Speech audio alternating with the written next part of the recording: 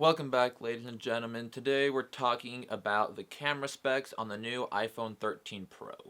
This isn't it. I don't have it, but you get the idea. Let's get started.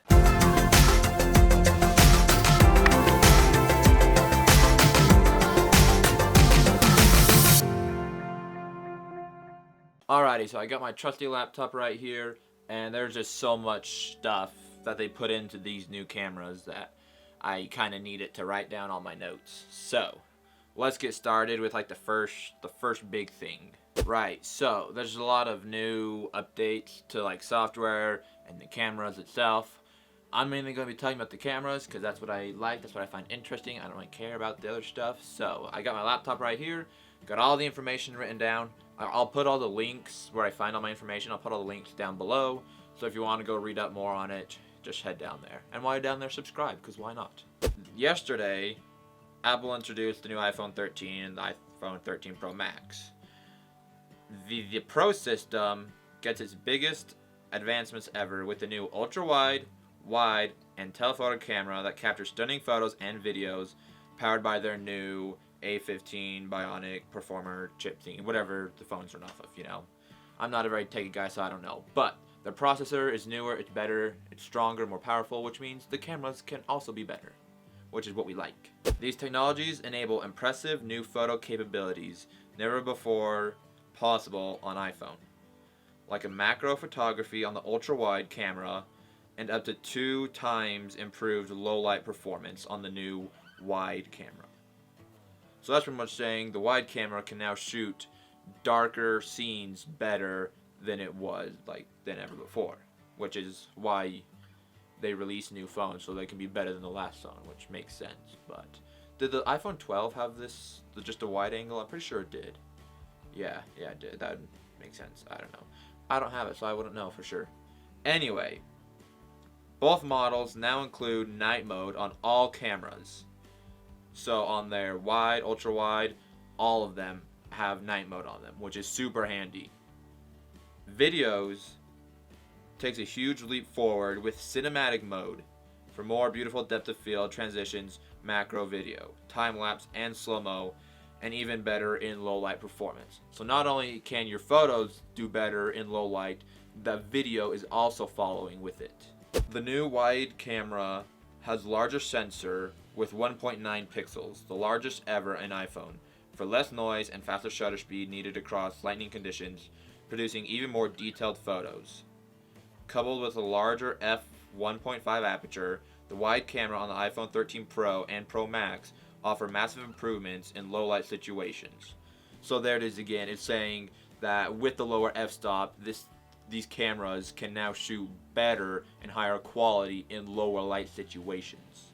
Sensor shift optical image stabilizer, unique to the iPhone, is available on both models, stabilizing the sensors instead of the lens, so images are smoother and video is steadier, which is pretty much saying that they're stabilizing in the phone, they're stabilizing the sensors and not the lens themselves, which allows it to be smoother video and photo wise, which is super handy. The new ultra-wide camera features a much wider f-stop of 1.8 and a new autofocus system, bringing a 92% improvement for low-light environments, producing images that are brighter and sharper. The new lens designs autofocus capability for the first time in ultra-wide on the iPhone. So, from my understanding, the ultra-wide on the 12, it had a fixed focus. But it's saying in this one, the ultra-wide has the tracking that it'll actually follow the subject that you have locked onto, which is a really good upgrade for this sort of thing. Macro photography. Users can capture sharp, stunning images where objects appear larger than life, magnifying subjects with a minimum focus distance of 2 centimeters. Macro also extends to video, including slow-mo and time-lapse.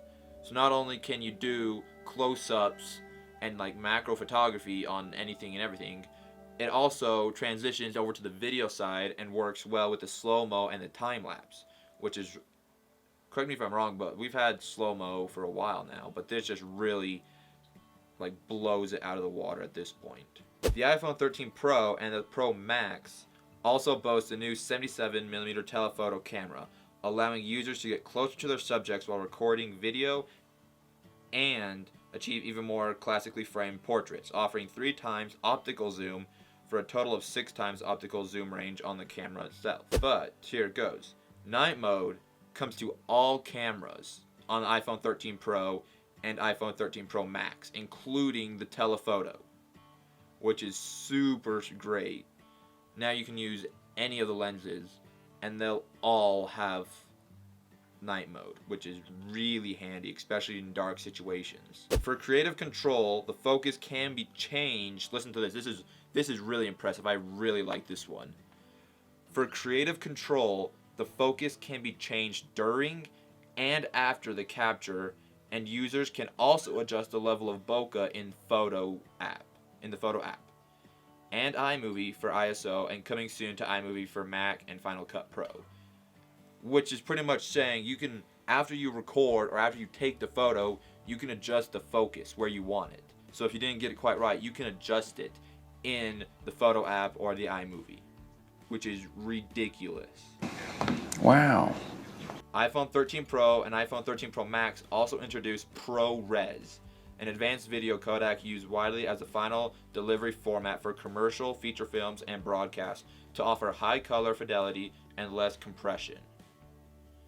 So, not only are they being able to shoot and edit the focus after you capture your video or your photo, but now it's outputting it in a ProRes format, which is a lot higher than what it has been doing in the past.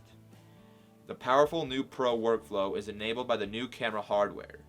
Advanced video encoder and decoder in A15 Bionic and flash storage pipeline. iPhone is the only smartphone in the world to provide blah blah. But it's saying with the new processor, it's finally able to handle the ProRes format. And to like the grand finale of it all, it's got a better life for the battery, which is always nice, which is why I haven't completely converted over 100% fully to Apple, because their battery life is like ridiculous and it's not that great. But the iPhone 12, I thought about it because I'm like, it is better than the others, but it's still not where I want it yet. So this one, it's saying it'll add about an hour and a half on the Pro and like 2 hours on the Pro Max. So I'm considering getting this and testing it out because I think the camera quality is ridiculous for phones. Like it's pretty much a small cinematic camera in your pocket. Like phone cameras have developed to the point where you don't really need an actual like big camera like a mirrorless or a 1DX. Like all these big action cameras, we're getting to the point where phones are very much competing and can have a say in the photo world now. Alrighty, that's going to wrap things up today, guys. Thanks so much for watching. Be sure to like, comment, and subscribe down below. While you're down there doing all that, drop a comment. Let me know if you guys will be getting the new iPhone 13 Max Pro, Pro Max, Max Pro. Yeah, you get it. The new iPhone. Let me know if you're getting it. I'm curious. I might get it. Not 100% sure yet. Who knows? We'll see how people, once it starts getting mass produced and people start getting them and testing them out, we'll see. But with that, new video coming soon. Don't know when it will be, don't know what it will be, but it's coming. And with that, we'll see you guys in the next video. Peace out.